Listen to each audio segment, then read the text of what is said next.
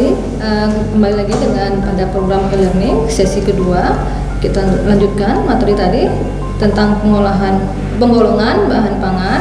Penggolongan bahan pangan berdasarkan sumbernya itu ada dua yaitu penggolongan pangan jagung, beras, kacang-kacangan dan lain-lain. Kemudian penggolongan kedua yaitu bahan pangan hewani, itu segala sesuatu bahan pangan yang berasal dari hewan.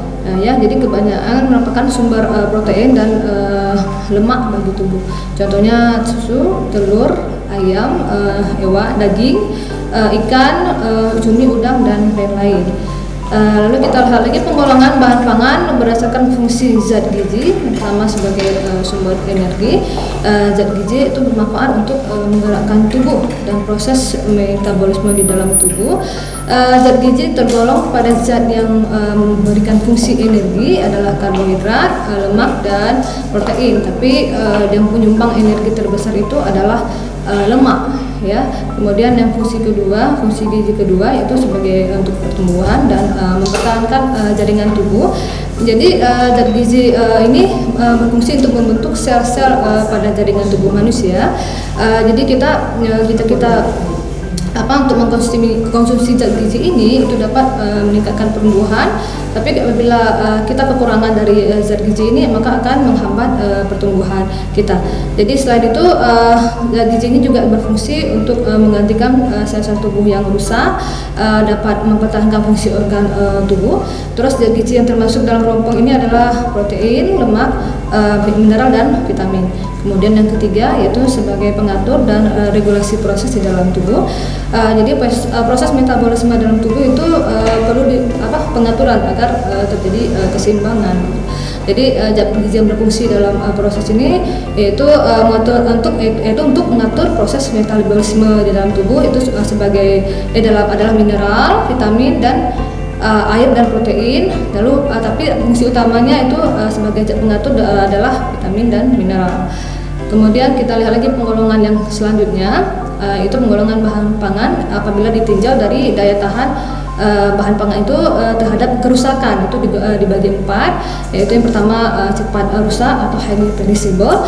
Jadi kerusakan pangan ini cepat rusak terjadi kadar waktunya itu antara 1 sampai 6 jam. Ini dikarenakan kandungan kadar air yang tinggi. Contohnya seperti air susu, ikan, daging, ayam dan lain-lain. Terus yang penggolongan kedua yaitu yang mudah rusak atau perishable. Jadi kerusakan itu dapat terjadi dalam waktu 1 hingga 2 hari. Jadi tergantung dengan proses cara kita menanganinya. Contohnya seperti sayur dan buah-buahan. Lalu yang ketiga agak mudah rusak, semi perishable, yaitu bahan pangan yang tahan selama beberapa minggu. Contohnya seperti bawang putih, melenjo, kentang dan walu. Terus yang keempat itu tidak mudah rusak atau non perishable, yaitu ketahanan bahan pangan ini sampai beberapa bulan. Contohnya seperti kacang-kacangan dan biji-bijian. Lalu kemudian kalau kita lihat bahan pangan ini merupakan hasil dari pertanian, dia sudah terjadi kerusakan saat kita panen maupun ditangkap atau disembelih, kemudian dikumpulkan dan proses-proses selanjutnya. Kemudian jadi kecepatan kerusakan bahan pangan itu tergantung dari jenisnya. Jadi contohnya seperti daging, daging itu lebih cepat rusak dibandingkan bahan pangan yang jenis kacang-kacangan. Jadi kerusakan bahan pangan itu merupakan perubahan karakteristik fisik dan kimiawi suatu bahan pangan yang tidak diinginkan atau penyimpangan yang terjadi pada karakteristik normalnya gitu. Jadi maksudnya di sini karakteristik fisik itu seperti organoleptik seperti warna, rasa, tekstur, bentuk itu karakteristik fisika. Sedangkan yang karakteristik kimianya itu meliputi komponen penyusun seperti kadar air, karbohidrat, protein, lemak, vitamin, pigmen dan lain sebagainya. Jadi dengan terjadinya kerusakan bahan pangan tadi sehingga menyebabkan kebusukan. Ciri-ciri dari bahan pangan itu mengalami kebusukan yaitu baunya tidak sedap, perubahan bentuk secara drastis, kehilangan daya tarik, kemudian perubahan nilai gizi yang merugikan. Lalu ditinjau dari penyebabnya, kerusakan bahan pangan dapat dibagi beberapa jenis, yaitu pertama kerusakan mikrobiologis. Ini disebabkan oleh mikroba ya, mikroorganisme seperti bakteri, kapang dan kamir gitu ya. Jadi ditandai dengan munculnya kapang, kebusukan, lendir dan ada perubahan warna. Kemudian kerusakan biologis itu disebabkan oleh kerusakan fisiologis seperti serangga maupun binatang pengerat lainnya. Jadi ini seperti dapat kita lihat seperti terjadinya reaksi-reaksi metabolisme dalam suatu bahan atau oleh enzim-enzim sehingga terdapat di dalamnya secara alami gitu ya. Kemudian kerusakan yang ketiga adalah kerusakan fisik.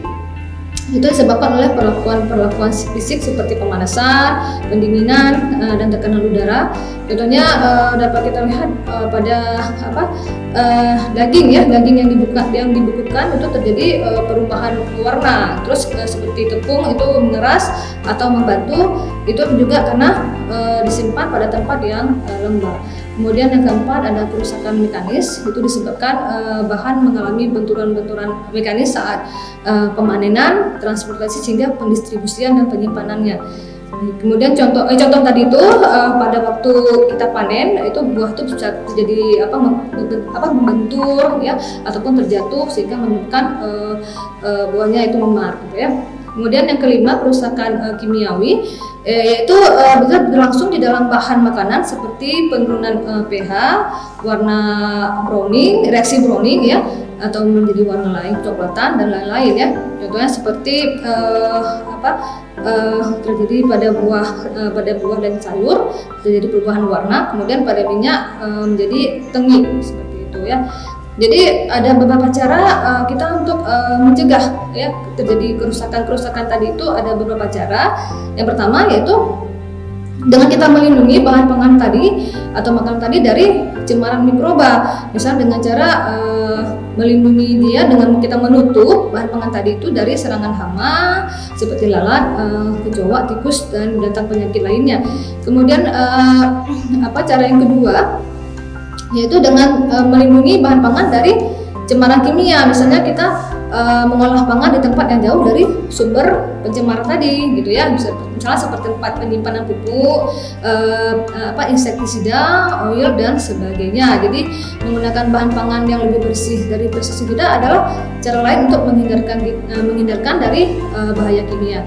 Kemudian yang ketiga yaitu dengan menggunakan hanya bahan yang bersih dari kerikil dan cemaran fisik lainnya. Maksudnya dengan cara kita memilih yang mensortasi dan mudah mencuci merupakan tahap-tahap yang baik ya untuk menghindari terjadinya bahaya fisik tadi ya.